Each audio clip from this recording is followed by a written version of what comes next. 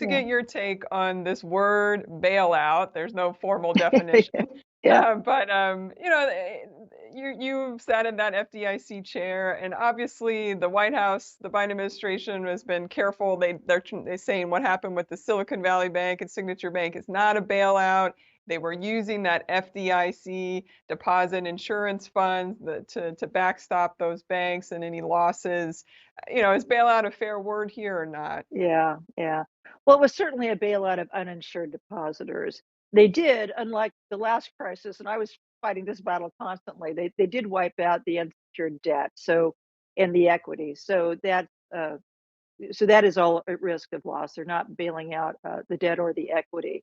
But the uninsured deposits, they are covering in full.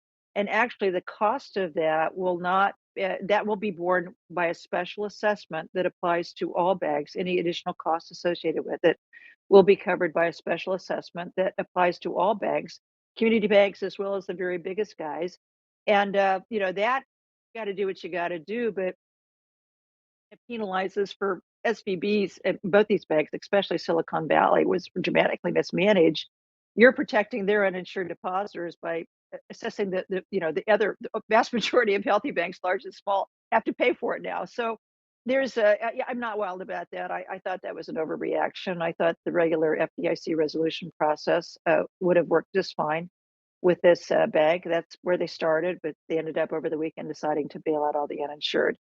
So, yes, it was a bailout. I call a bailout any special breaks, the special benefits that you give to certain stakeholders in the banking system that are not being given to that aren't, provided for everybody else. You're breaking the rules. The rules are supposed to be 250,000. You're breaking the rules to help these uninsured. So, yes, I do call that a bailout. I recognize that by haircutting the debt, putting the debt at risk, that is something different from what we did at a lot of these other failures during the great financial crisis. But really, uninsured depositors need to be at risk as well.